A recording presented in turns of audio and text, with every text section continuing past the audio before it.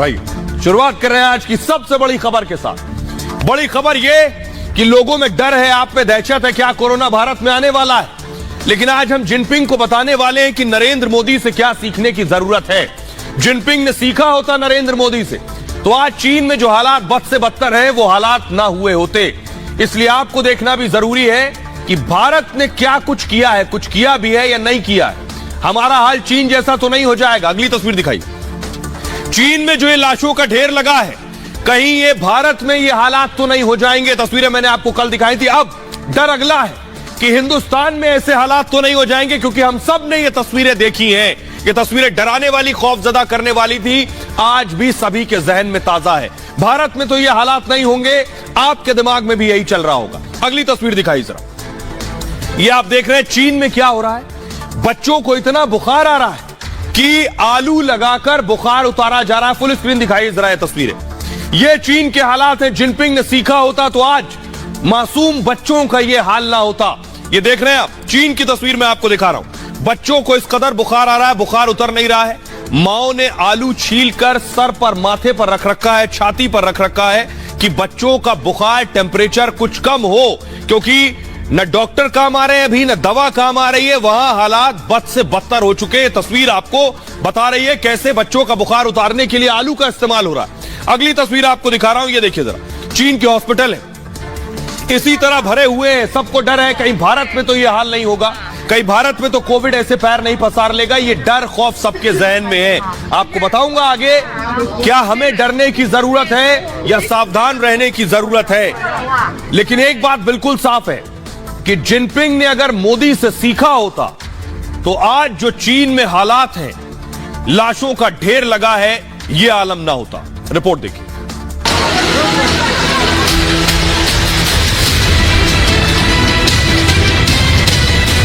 Jinping Modi से कुछ सीख पाते तो चीन में लाशों का अंबार न लगा होता।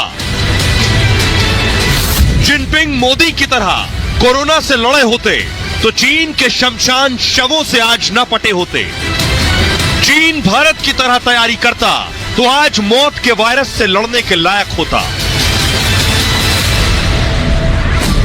तो मोदी ने क्या किया जो जिनपिंग नहीं कर पाए? मोदी ने वो किया जो दुनिया का कोई नेता नहीं कर पाया। जब हिंदुस्तान में कोरोना से आतंक फैल रहा था, मोदी के विरोधी मोदी के थाली बजाने का मजाक उड़ा रहे थे, तो मोदी पूरे देश को एकजुट कर रहे थे। मोदी थाली बजाकर सबको एक सूत्र में बांध रहे थे। बस यही काम जिनपिंग ने तानाशाही के जरिए करने की कोशिश की और चीन में बवाल हो गया। मोदी ने इस आपदा में अवसर खोजा और देश के पूरे हेल्थ सिस्टम को मजबूत करने की ठानी। आपदा बहुत बड़ी है, लेकिन आपदा को अवसर में बदलना ही मानव जीवन की विशेषता है। जब दुनिया की स्वास्थ्य सेवाएं बैठ गई थी, तब देश के कोरोना वॉरियर्स के उत्साह को बरकरार रखने के लिए मोदी के साथ पूरा देश दिया जला रहा था। तब भी विरोधी हंस रहे थे। बस जिनपिंग यही नहीं कर पाए और पूरा हेल्थ सिस्टम चीन में आज बैठ गया है। अर्थव्यवस्था के चौपट होने के डर के बावजूद मोदी के लिए देश और देश के लोग प्राथमिकता थे। जिनपिंग के लिए आज अर्थव्यवस्था पहले है, इसलिए जिनपिंग ने कह दिया है जो मरता है उसे मरने दो। और आज भारत का पूरा तंत्र कोरोना जैसी बीमारी से लड़ने के लिए भी तैयार है और भारत के लोग भी। साल के पहले महीने के पहले हफ्ते में Bharat 150 crore 1.5 billion vaccine doses का ऐतिहासिक मुकाम भी हासिल कर रहा है। अब मैं आपको बताने जा रहा हूं क्या कुछ सीखने की जरूरत है जिनपिंग को मोदी से, और भारत ने क्या तैयारी की है। यह आपके लिए जानना इसलिए जरूरी है क्योंकि सभी को डर लग रहा है कि हम कितने सुरक्षित हैं, हमारे बच्चे, हमारी औलादें कितनी सुरक्षित हैं, मां बाप कितने सुरक्षित हैं। देखिए जरा, तो आखिर क्या किया है मोदी ने? हुआ यह है कि जिनपिंग की तानाशाही भारी पड़ी, मोदी को जनता का समर्थन मिला देश में। चीन ने दुनिया से झूठ बोला। मोदी देश को साथ लेकर लड़े हैं कोरोना से। चीन कोरोना को छिपाता रहा, भारत में केस आते रहे और एक्शन होता रहा। मौत के आंकड़ों पर चीन झूठ बोलता रहा। मौत के आंकड़े हमेशा दुनिया को बताएं। जीरो कोविड पॉलिसी चीन में नाकाम हो गई पूरी तरह। भारत ज्यादा वैक्सीनेशन से भारत को फायदा हुआ। चीन में वैक्सीनेशन की खराब नीति लागू हुई। वैक्सीनेशन को लेकर भारत ने शानदार काम किया है। दुनिया की किसी वैक्सीन को अनुमति चीन ने नहीं दी। जांच के बाद अधिकतर वैक्सीन को भारत ने अनुमति दी। जिनपिंग ने 3 साल लॉकडाउन लगा दिया कोरोना में। भारत में फेजेस में, चरणों में लॉकडाउन लगाए गए हालात देखने के बाद चीन ने लंबे बंद से नेचुरल इम्यूनिटी लोगों की डेवलप नहीं हुई, क्योंकि लॉकडाउन लगाए रखा जिनपिंग ने। कोरोना को रोकने के लिए लोगों में इम्यूनिटी नहीं आई। मोदी ने क्या किया? मजबूत वैक्सीनेशन से इम्यूनिटी बढ़ाई लोगों की। कोरोना वैक्सीनेशन काफी कम हुआ चीन में। भारत में वैक्सीनेशन के 3 राउंड अब तक हो चुके हैं पूरे। चीन में वैक्सीन को लेकर सवाल उठ रहे हैं। भारत ने कई देशों को वैक्सीन भेज दी।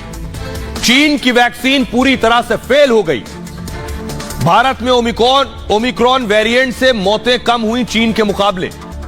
चीन में दावा है कि 90% लोगों को वैक्सीन लग गई है, लेकिन सच यह है कि 38% लोगों को वैक्सीन लगी। और भारत ने पहली डोज 73% से ज्यादा लोगों को लगा दी है। पहली वैक्सीन 73.7%। दूसरी डोज लेने के बाद भी चीन में लोग संक्रमित हो रहे हैं और भारत में दूसरी डोज 68.3% लोगों को लगाई जा चुकी है।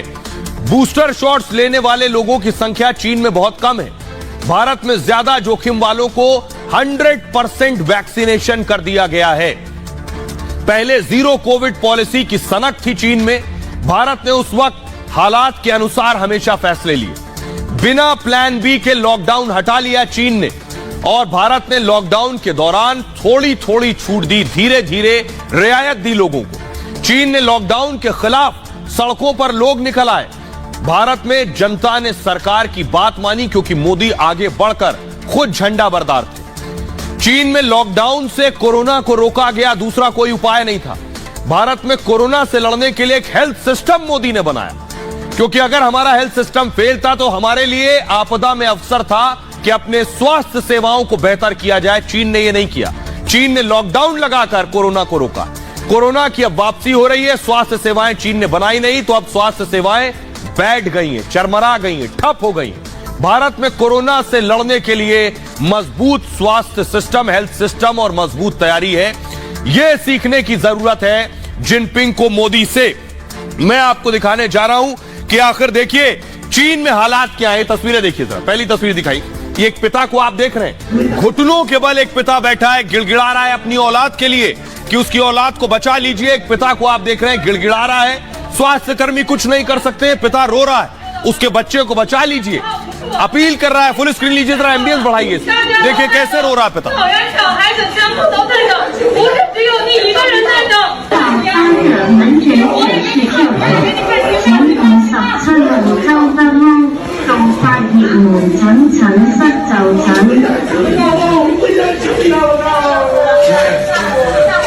मार्मिक तस्वीर है, पिता गिड़गिड़ा रहा है। आप देख रहे हैं तस्वीरों में, पिता गिड़गिड़ा रहा है, रो रहा है कि उसकी औलाद को अस्पताल में भर्ती कर लीजिए।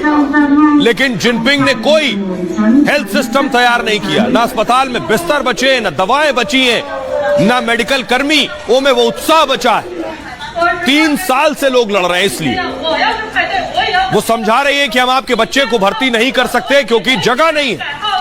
और पिता बेबस, मजबूर, सिर्फ गिड़गिड़ा सकता है क्योंकि अपनी औलाद की जिंदगी की भीख मांग रहा है। सिर्फ एक तस्वीर ऐसी चीन से नहीं आई है। एक और तस्वीर मैं आपको दिखाने जा रहा हूं, ये देखिए तस्वीर। लोग घर से ऐसे निकल रहे हैं, सोचिए जरा, फुल स्क्रीन लीजिए जरा। चीन में लोग घर से कैसे निकल रहे हैं, इस तस्वीर से देखिए जरा। मार्केट जाना है तो यह तरीका है कोरोना से बचने का। भारत में वक्त रहते तैयारी की गई तो यह दिन नहीं आए कि हमें आपको इस तरह से निकलना पड़े। चीन में देखिए लोग खुद को कोरोना से बचाने के लिए इस तरह के गुब्बारे में, एक बबल में घुसकर निकल रहे हैं रोड पर। कोई चीज खरीदने के लिए निकल रहे हैं। यही तरीका बचा है खुद को सुरक्षित रखने का।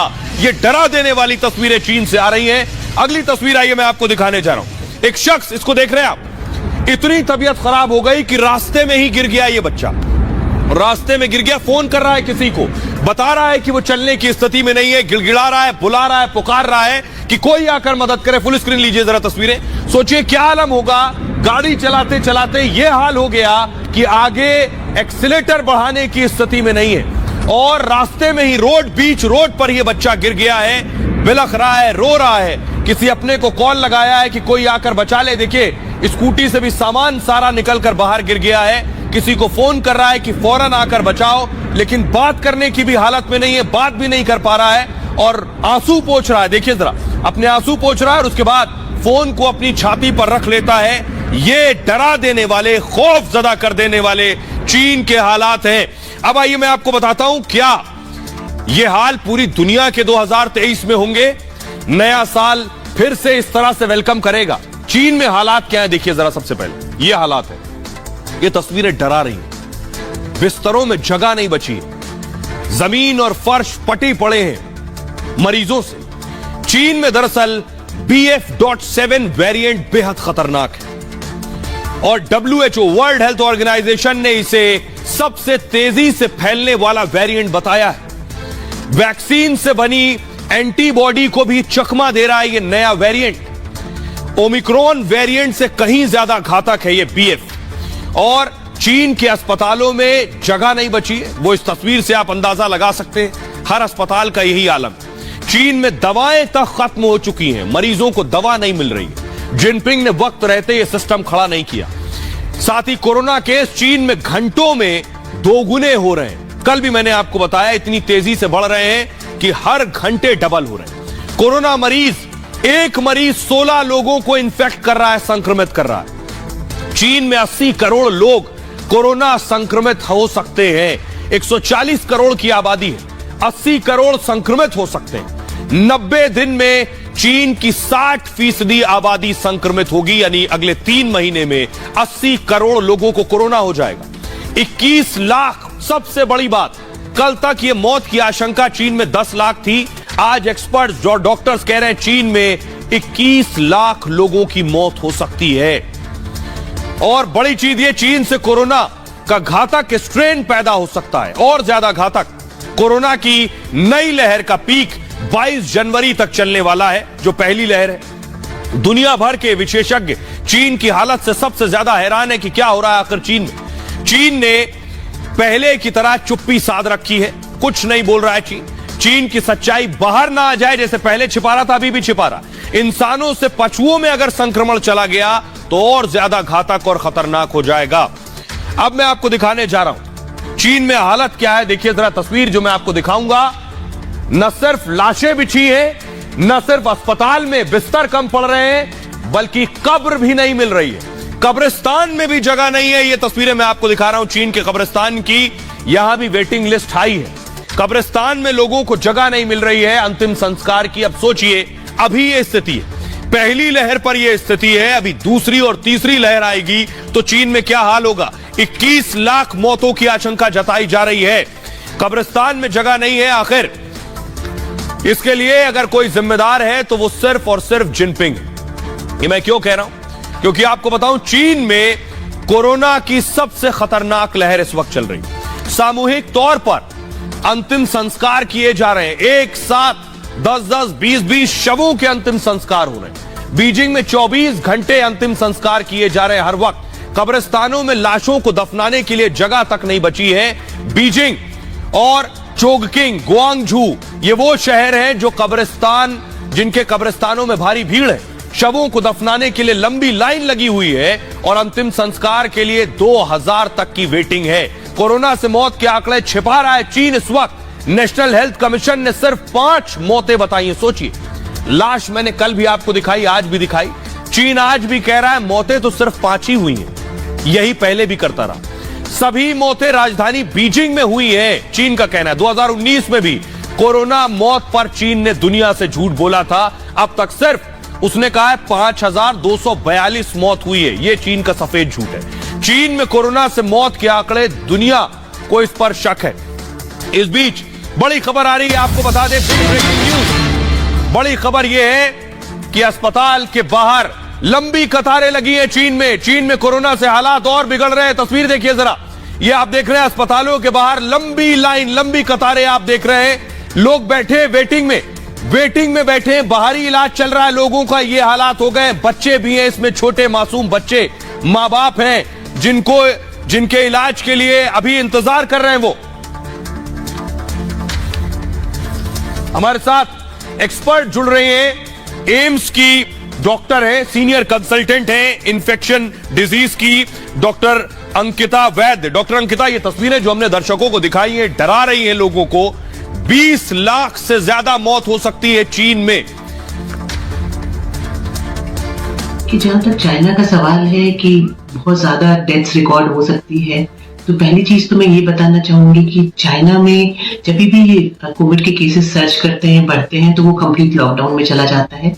इसका नुकसान उसको ये होता है कि वो जो हर्ड इम्यूनिटी की हम बात करते हैं, जो हम अपने देश में देख रहे हैं, वो डेवलप नहीं कर पाती है। तो ज्यादातर जो उनका पॉपुलेशन है वो ससेप्टेबल पॉपुलेशन, यानी कि इस वायरस के चपेट में आ सकता है, उनके अंदर एंटीबॉडी नहीं होती है। तो अगर एक साथ बहुत से लोग अफेक्ट होते हैं इस वायरस से, और अगर पॉपुलेशन में ऐसा है कि बुजुर्ग ज्यादा है या बीमार लोग ज्यादा हैं, या जिनको ऑलरेडी कोई दवाइयां चलती हैं, या शुगर की, हार्ट की, कैंसर की, या कोई स्टेरॉइड्स लेते हैं, जिनकी इम्यूनिटी कम है, तो डेफिनेटली ये पॉसिबल है कि हम ऐसा देखें कि भयावह रूप में आ सकता है।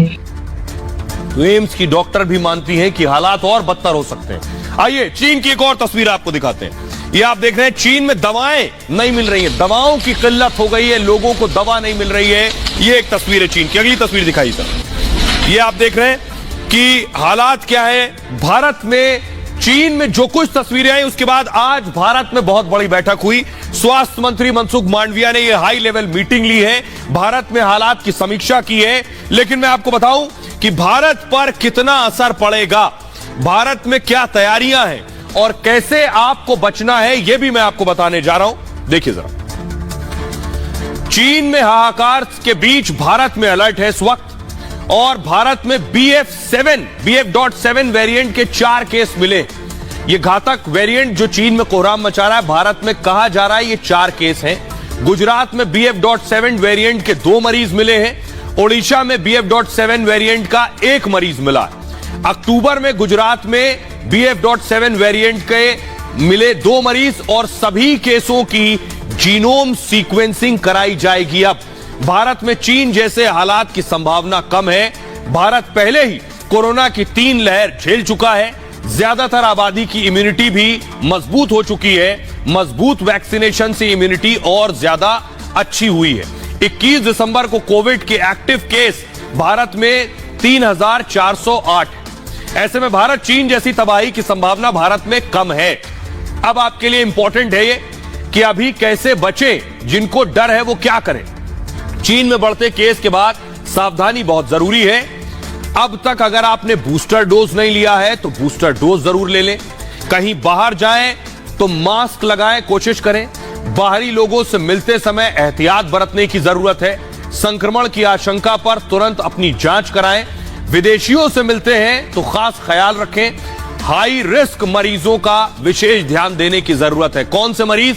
जिनको डायबिटीज हो, ब्लड प्रेशर हो, कोलेस्ट्रॉल के मरीज, ये अपना ख्याल रखें। सर्दी के मौसम में जुकाम खांसी पर एहतियात बरतें, आपके लिए जरूरी है। 3 दिन से ज्यादा अगर बुखार है तो कोविड टेस्ट करा लें अपना। ये सारी चीजें करने की जरूरत है। लेकिन इस बीच कुछ अजब और गजब हुआ। चीन में लाशों के अंबार आपने देख लिए, तो कोशिश ये कि भारत में एहतियात बरता जाए। इसलिए राहुल गांधी की ये जो भीड़ देख रहे हैं भारत जोड़ो यात्रा में, ये मैं नहीं कह रहा हूं, ये खुद कांग्रेस कह रही है। राहुल की यात्रा में लाखों लाख लोग आ रहे हैं। अगर वाकई लाखों लाख लोग आ रहे हैं तो ये भी कोविड का स्प्रेडर बन सकता है, इतनी भीड़ है। राहुल को खुद इस बात को समझना चाहिए। नहीं समझ रहे थे, इसलिए सरकार ने एक चिट्ठी लिखी। अगली तस्वीर दिखाई जरा। यह चिट्ठी खुद स्वास्थ्य मंत्री ने लिखी, राहुल के नाम ये चिट्ठी लिखी, जिसमें उन्होंने क्या कहा ये आपको बताऊं। लेकिन कहा गया कि भाई यात्रा खत्म कर दो या प्रोटोकॉल का पालन करो। तो कांग्रेस आग बबूला हो गई, गुस्से से लाल हो गई। देखिए रिपोर्ट। नफरत के बाजार में मोहब्बत की दुकान खोल रहा हूं।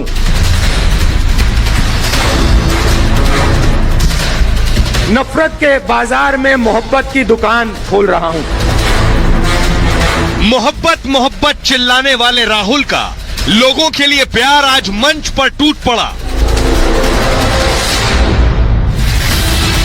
राहुल दरअसल फोटो खिंचवा रहे थे, तभी एक शख्स सेल्फी लेने लगा और राहुल ने प्यार इश्क मोहब्बत के फसाने किनारे कर उस शख्स का हाथ मरोड़कर उसका मोबाइल नीचे कर दिया। यही अहंकार और गुस्सा कांग्रेस को सरकार की एक अपील पर भी आ गया। कोरोना के चलते राहुल से भारत जोड़ो यात्रा खत्म करने की अपील की गई, लेकिन चीन में चाहे लाशों का ढेर क्यों ना लगा, राहुल को उससे क्या, कोई मरता है तो मरे, वो तो भारत जोड़ो यात्रा करते रहेंगे। देश को जोड़ना बड़ा काम है, मौत तो होती रहती है। सरकार ने राहुल से भारत जोड़ो यात्रा पर अपील की तो पूरी कांग्रेस टूट पड़ी। कल राजस्थान के 3 एमपी ने मुझे पत्र लिखा था कि राजस्थान में भारत जोड़ो यात्रा में गए हुए कई लोगों को कोविड पॉजिटिव पाया गया है। हिमाचल के सम्मानीय मुख्यमंत्री जी पर भी भारत जोड़ो यात्रा में गए थे, उसके बाद उसमें भी कोविड पॉजिटिव पाया गया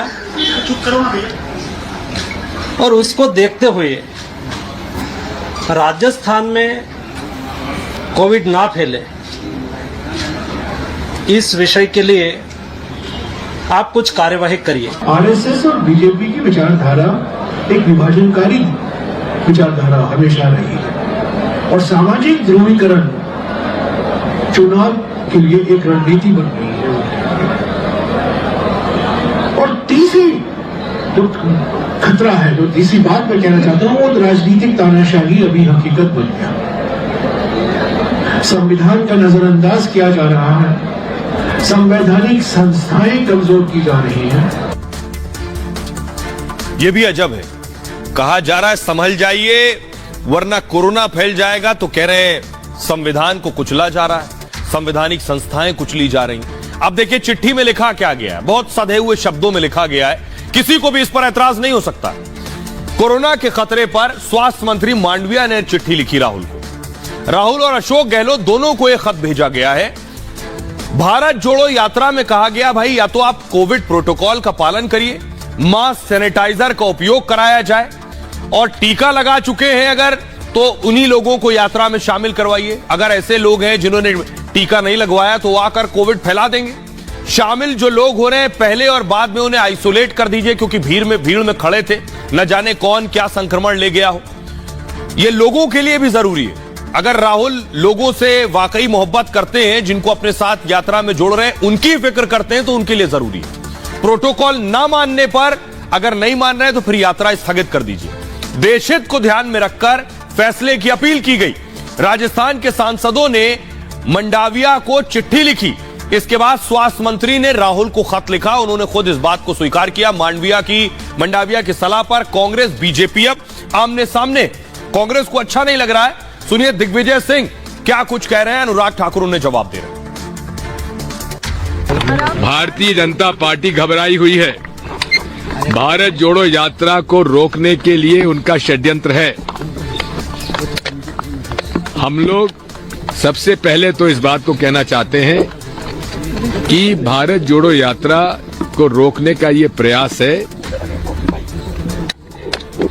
जो मोमेंटम प्रदेश के बाद मिल रहा है, प्रदेश में मिल रहा है, उससे भारतीय जनता पार्टी और मोदी जी घबराए हुए हैं, संघ घबराया हुआ है, इसलिए ये उनका कुटिल प्रयास है। सवाल ये खड़ा होता है, क्या एक परिवार सब प्रोटोकॉल से ऊपर है?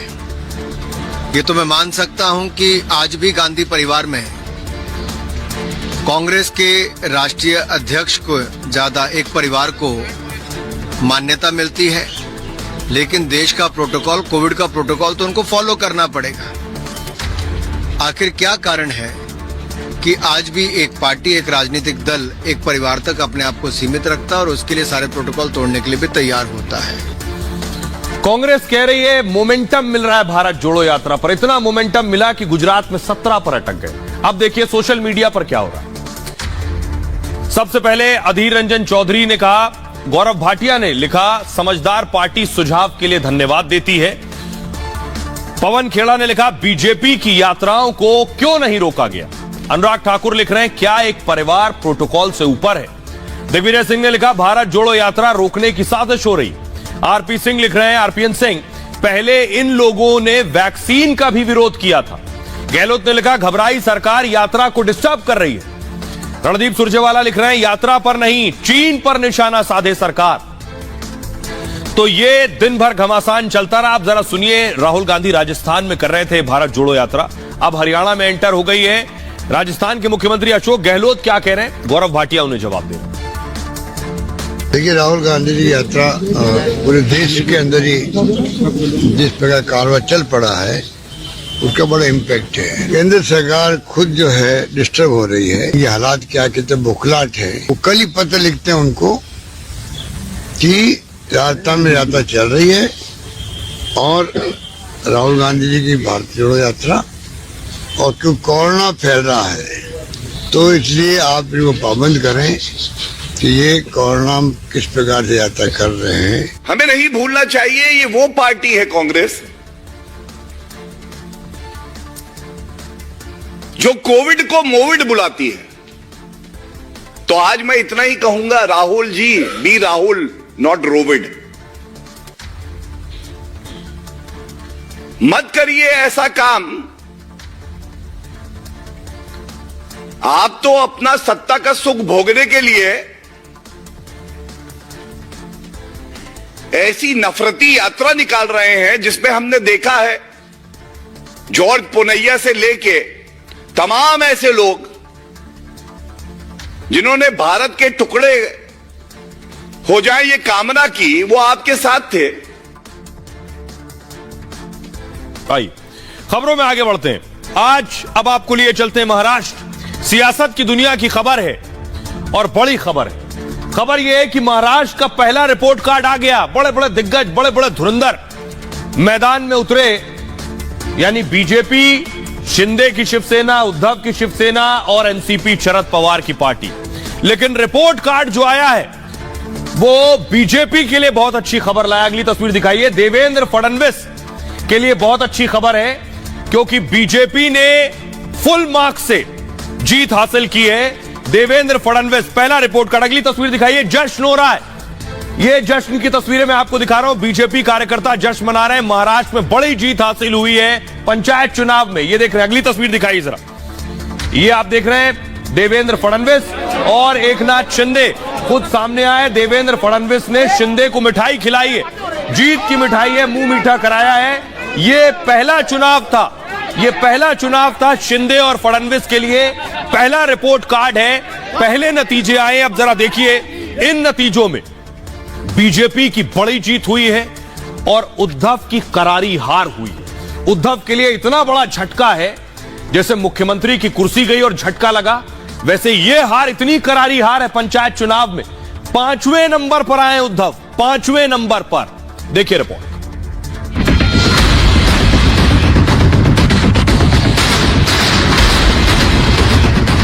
महाराष्ट्र में बीजेपी शिंदे सरकार का पहला रिपोर्ट कार्ड आ गया है। बीजेपी ने सभी पार्टियों को पीछे छोड़ते हुए अव्वल नंबर हासिल किए हैं। महाराष्ट्र में उद्धव ठाकरे बड़े बड़े दावे कर रहे थे। वो बीजेपी और शिंदे को सबक सिखाने का दम भर रहे थे, लेकिन पंचायत चुनाव के नतीजे आए तो उद्धव के दावों और दम की पोल खुल गई। ग्राम पंचायत के चुनाव में उनकी पार्टी यानी शिवसेना उद्धव आखिरी पायदान पर रही। जिस बीजेपी पर उद्धव ने सबसे ज्यादा हमला बोला, उसने पंचायत चुनाव में सबसे ज्यादा सीटों पर जीत हासिल की। यहां तक कि शिवसेना से ही अलग होकर दूसरी पार्टी बनाने वाले शिंदे ने भी उनसे ज्यादा सीटें जीती।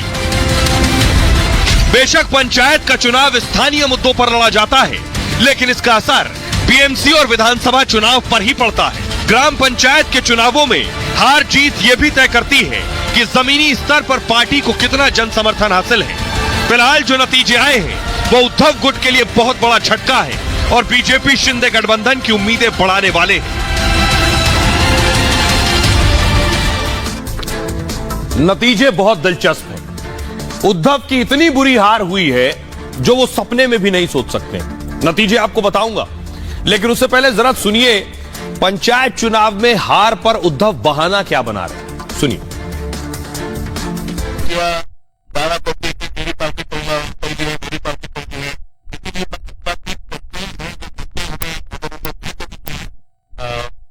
गांव के लोग जो होते हैं वो आपस में मिलकर भी चुनाव लड़ते हैं और कभी कभी उसमें कुछ पार्टियां या पॉलिटिकल पार्टी होती भी नहीं तो ऐसे लोग भी लड़ते हैं, वो उनकी अधिकार है। तो इसका मतलब ये मेरी पार्टी नंबर 1 या मेरी पार्टी हार गई कि गांव वालों की बात होती है आपस में, तो अपनी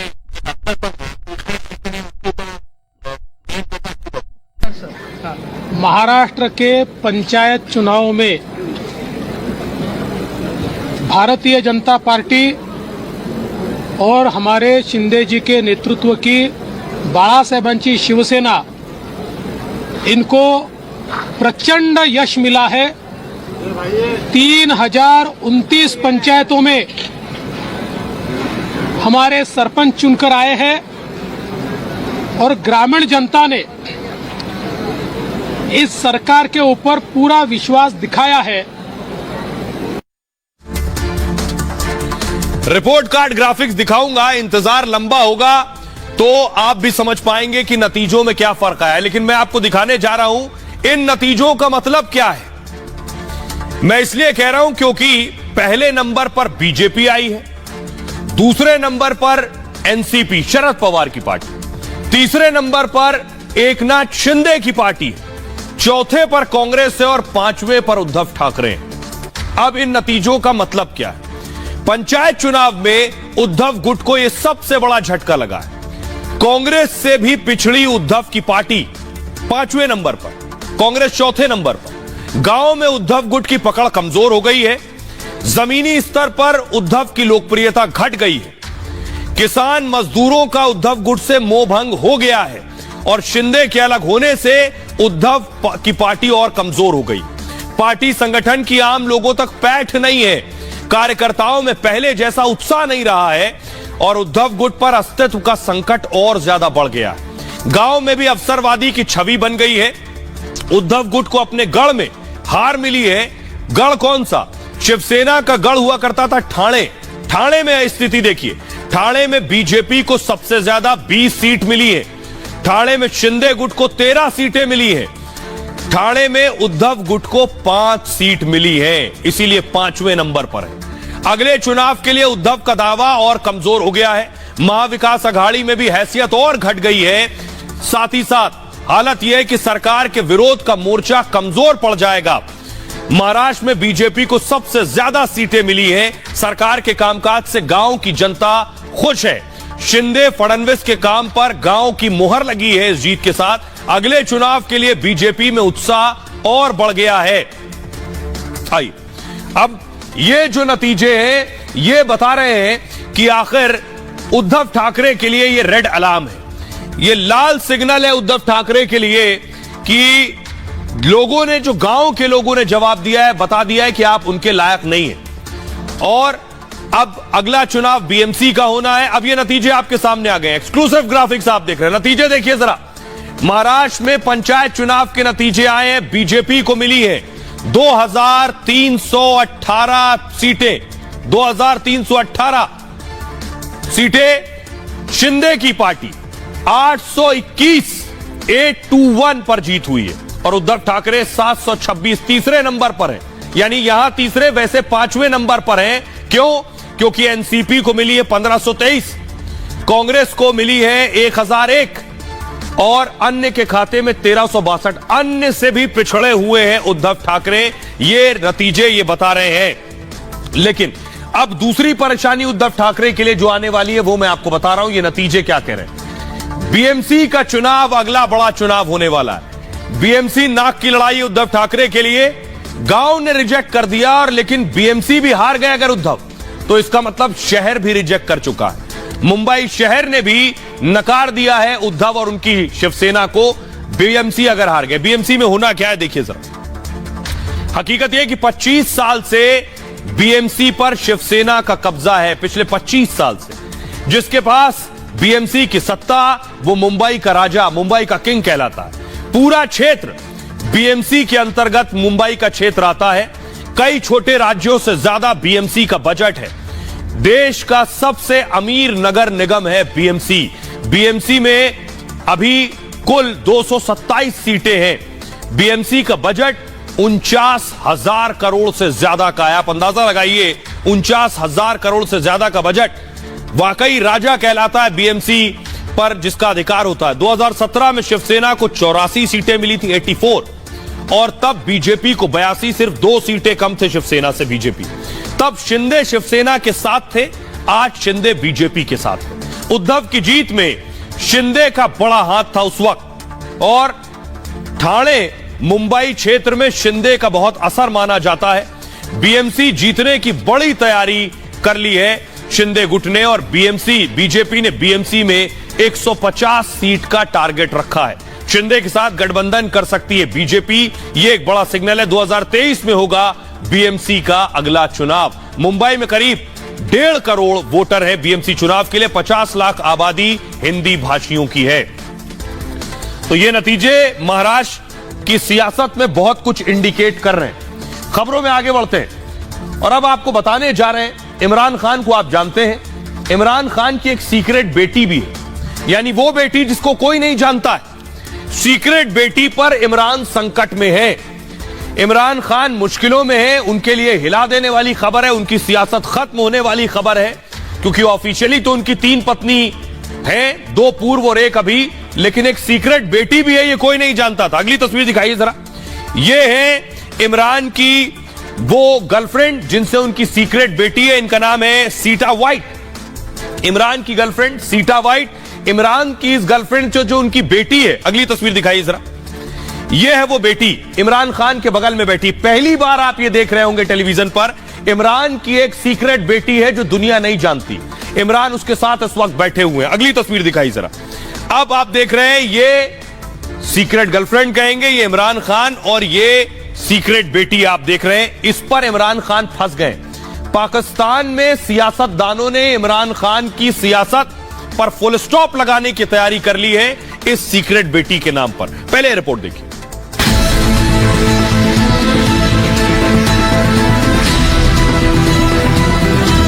पाकिस्तान के पूर्व प्रधानमंत्री इमरान खान की एक बेटी है। इमरान ने इस सच को कभी खुले तौर पर स्वीकार नहीं किया, लेकिन कहते हैं सच पीछा नहीं छोड़ता। बेटी टैरिन का सच फिर इमरान के सामने आकर खड़ा हो गया है। मामला कोर्ट पे पहुंच गया। कोर्ट ने इमरान से पूछा है कि बेटी टैरिन का सच क्या है, सबूतों के साथ जवाब दीजिए। इमरान खान महिलाओं से अपने रिश्तों को लेकर हमेशा चर्चा में रहे। 1995 में ब्रिटेन के अरबपति की बेटी जेमिमा गोल्डस्मिथ से शादी की। दोनों की शादी 9 साल बाद 2004 में टूट गई। जेमिमा तलाक लेकर वापस लंदन लौट गई। जेमिमा और इमरान के 2 बेटे भी हैं।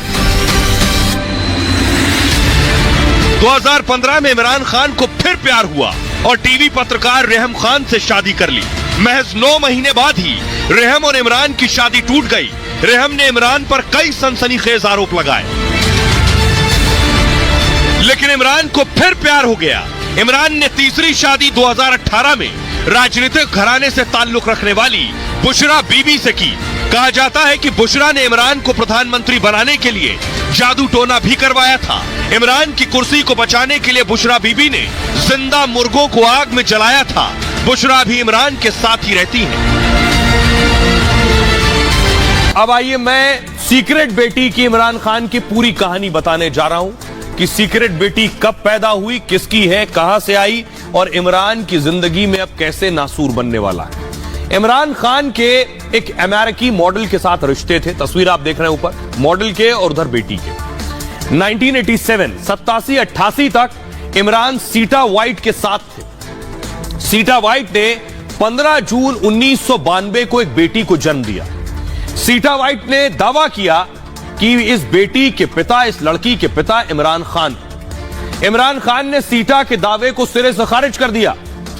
सीटा वाइट ने कैलिफोर्निया हाई कोर्ट में अपील की। उसके बाद 1997 में हाई कोर्ट ने इमरान को पिता घोषित किया। कोर्ट ने कहा टेरिन वाइट के पिता इमरान खान ही हैं। कोर्ट ने फैसले में कहा था सीटा का दावा अगर झूठा है तो इमरान ने डीएनए टेस्ट से इनकार क्यों किया। इमरान ने डीएनए टेस्ट नहीं करवाया। इमरान ने जांच के लिए ब्लड सैंपल नहीं दिया था उस वक्त। 1998 में इमरान काफी ड्रामे के बाद टेरिन से मिले थे, तब भी इमरान ने टेरिन को अपनी बेटी नहीं माना था। सीटा ने ब्रिटिश कोर्ट से भी पैटर्निटी केस जीत लिया था। कोर्ट के फैसले के बाद सीटा वाइट बहुत खुश थी और सीटा ने कहा था इमरान को झूठ के लिए माफी मांगनी चाहिए, इमरान को अपनी बेटी की जिम्मेदारी लेनी चाहिए। 2004 में सीटा वाइट की हार्ट अटैक से मौत हो गई। टेरिन वाइट 30 साल की इस वक्त हो चुकी हैं और अमेरिका में रहती हैं, जो इमरान की सुपुत्री हैं।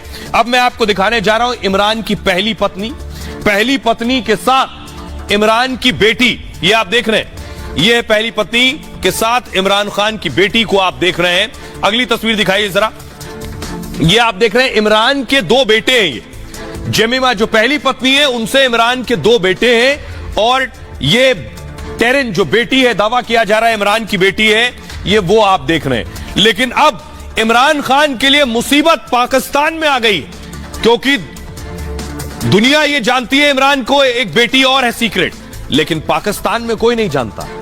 इमरान खान ने कभी अपने हलफनामे में भी नहीं लिखा जब चुनाव लड़ा कि उनकी एक और बेटी है, वहीं इमरान फंस गए। इमरान पर झूठा हलफनामा देने का आरोप है। इमरान ने चुनाव आयोग को दरअसल गलत हलफनामा दिया। हलफनामे में इमरान ने दो बेटों की जानकारी दी। इमरान और जेमिमा गोल्डस्मिथ के दो बेटे हैं।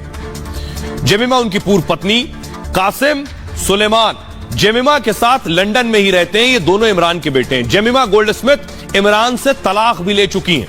हलफनामे में बेटी टेरिन की जानकारी नहीं दी गई है, जबकि अमेरिकी कोर्ट टेरिन को बेटी बता चुका है। पाकिस्तान में एक सामाजिक कार्यकर्ता ने कोर्ट में याचिका लगाई है। इमरान ने झूठ बोला, गलत हलफनामा दिया है, एक बेटी की बात छिपाई है।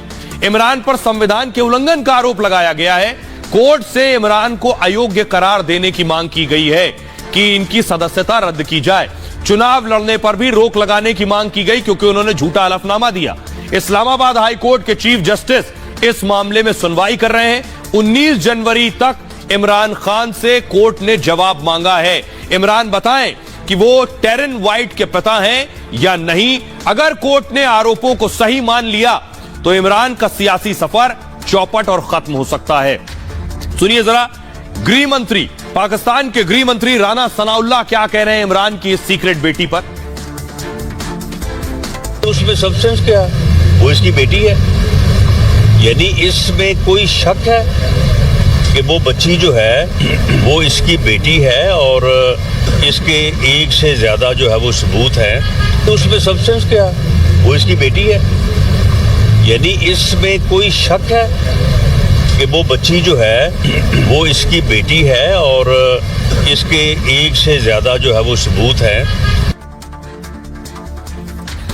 आइए खबरों में आगे बढ़ते हैं। आज की एक और बहुत बड़ी खबर है 2024 में मोदी के संकल्प की। और ड्रग्स के खिलाफ 2024 का संकल्प प्रधानमंत्री नरेंद्र मोदी ने लिया है कि 24 में से पहले जहर को देश से मिटा देंगे, युवाओं की नसों से और रगों से इसे खत्म कर देंगे। अगली तस्वीर दिखाइए जरा। देश के कई राज्यों में हाल ये है, पंजाब का नाम भी कहा जाता है। ये जो तस्वीर आप देख रहे हैं, युवाओं में नशे की लत बढ़ रही है। ये तस्वीरें बता रही हैं कि युवाओं की रगों में जहर न आने पाए, उससे पहले प्रधानमंत्री ने 2024 के लिए संकल्प लिया। अगली तस्वीर दिखाई जरा। ये आप देख रहे हैं, ये जो तस्वीरें हैं, ये तस्वीरें डराने वाली है। अब आपको बता रहे हैं ये ड्रग्स आ कहां से रहा। अगली तस्वीर दिखाई जरा। ये जो ड्रग्स है, पाकिस्तान इस ड्रग्स को भारत में भेज रहा है। ड्रोन के जरिए ड्रग्स आती है और पंजाब के कई शहरों में आकर, गांव में, कस्बों में ये ड्रग्स आकर गिरती है। अगली तस्वीर दिखाई जरा। देखिए लाहौर लिखा हुआ था, ये देख रहे हैं ड्रोन आया, ड्रोन के साथ ड्रग्स भेज रहा है पाकिस्तान, ये देख रहे हैं हाथों में ड्रग्स, आप देख रहे हैं आज ही 130 करोड़ की ड्रग्स पकड़ी गई। अगली तस्वीर दिखाई जरा, ये आप देख रहे हैं अमृतसर की तस्वीर, पंजाब की तस्वीर मैं आपको दिखा रहा हूं। ड्रोन के जरिए ड्रग्स भेजी गई है। आखिर ये ड्रग्स कहां से आ रही है, ये मैं आपको बताने जा रहा हूं। उसके बाद आपको बताऊंगा कि आखिर क्या तैयारी की गई है, ड्रग्स का रूट क्या है, इस ड्रग्स को कौन कौन से देश भारत में भेज रहे हैं, किसकी मंशा है कि भारत के युवाओं की रगों में सिर्फ जहर और ड्रग्स, ये नशा दौड़ता रहे। देखिए पहला मैप आप देख रहे हैं, अफगानिस्तान से ईरान, ईरान से पाकिस्तान और पाकिस्तान से भारत आ रहा। पहला रूट अफगानिस्तान से ईरान, ईरान से पाकिस्तान और ग्वादर होते हुए हिंदुस्तान में घुस रहा है, गुजरात में।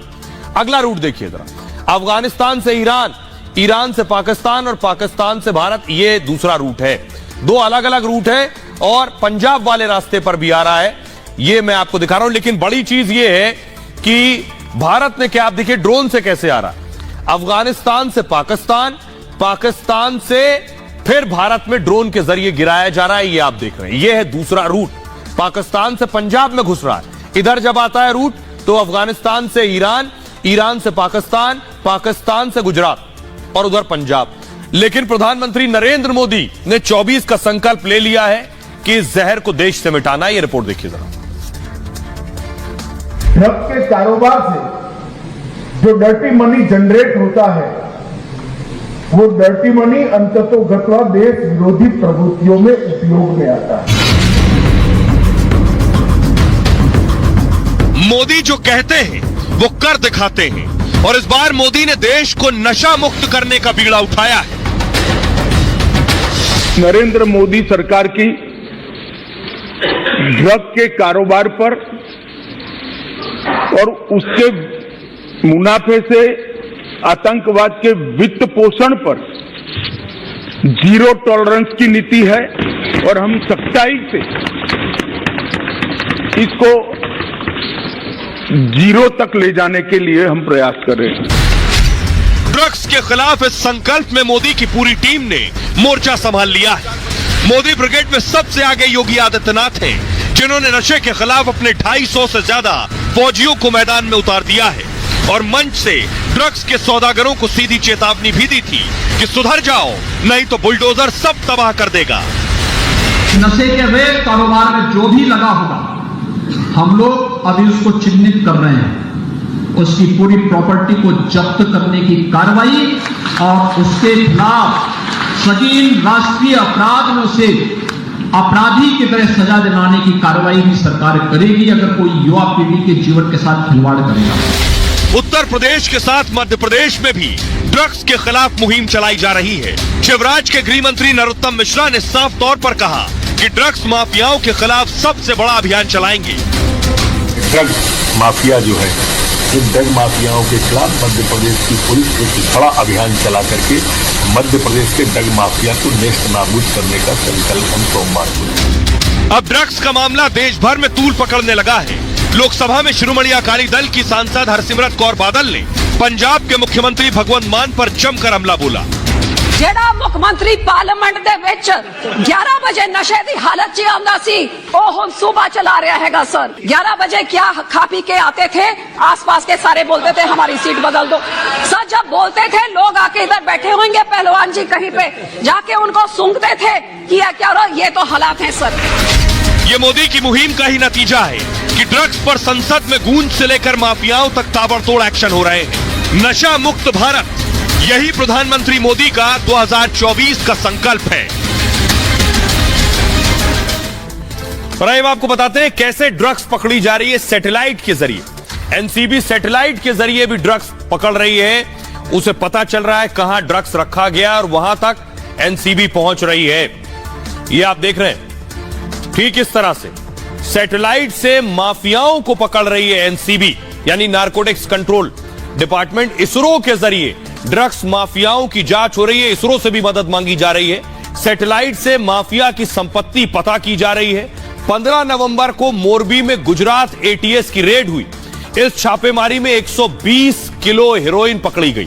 पकड़ी गई हेरोइन की कीमत 600 करोड़ थी। उस दौरान एटीएस ने 3 लोगों को गिरफ्तार भी किया। पूछताछ के बाद यह मामला एनसीबी को सौंप दिया गया। माफिया की जांच में एनसीबी ने इसरो की मदद ली थी और सैटेलाइट से जोडिया गांव में बड़ी प्रॉपर्टी का पता चला था। 2019 से 22 के बीच आपको बताऊं प्रॉपर्टी में बदलाव हुए। इसमें सामने यह आया कि कैसे एक प्लांट पर बंगला बना दिया गया। गूगल अर्थ के जरिए माफिया की प्रॉपर्टी वेरीफाई की गई। जांच में यह भी सामने आया कि हेरोइन पाकिस्तान से आई थी। आगे की जांच में 155 किलो से ज्यादा की और हेरोइन पकड़ी गई। पकड़ी गई हेरोइन की कीमत 776 करोड़ के करीब बताई जा रही है। इस मामले में एनसीबी ने 14 लोगों को गिरफ्तार किया है। जांच में सामने आया है कि माफिया राव पाक भाग गया है। ड्रग्स माफिया को दाऊद इब्राहिम गैंग ने शरण दी हुई है। जांच में आखिरी लोकेशन क्लिफ्टन रोड सामने आई है, जहां दाऊद का ठिकाना बताया जाता है। आइए अब मैं आपको बताऊंगा कि आखिर कहां से इतना ड्रग आ रहा है। यह मैं आपको बताऊं उससे पहले एक तस्वीर दिखाने जा रहा हूं कि देखिए यह एक्शन हुआ है जब पाकिस्तान से जो ड्रग आई है बॉर्डर पर जो खेप आई है, यह ड्रग बरामद हुई है। अगली तस्वीर दिखाइए जरा, यह ड्रग निकली हुई है। यह आप देख रहे हैं बॉर्डर से कैसे ये ड्रग्स, देखिए किस तरीके से बॉर्डर से ड्रग्स भारत में भेजी जा रही। क्या मंशा है इसके पीछे? इसके पीछे मंशा है देश के युवाओं को खत्म करना, उनके भविष्य को खत्म करना। अब देखिए जरा कहां से आता है इतना ड्रग्स। अफगानिस्तान से सबसे ज्यादा ड्रग्स तस्करी हो रही है। पूरी दुनिया को ड्रग्स पहुंचा रहा है अफगानिस्तान। कुल खपत 80 से 85% सप्लाई अफगानिस्तान से है। तालिबान इसी से पैसा कमा रहा है। यही तालिबान की कमाई का जरिया है। दुनिया की सुरक्षा एजेंसियों की नाक में दम कर दिया है। तालिबान के साथ ही पाकिस्तान की भी बहुत अहम भूमिका है इसमें। भारत के बॉर्डर एरिया में अक्सर ड्रग्स पकड़ी जाती है।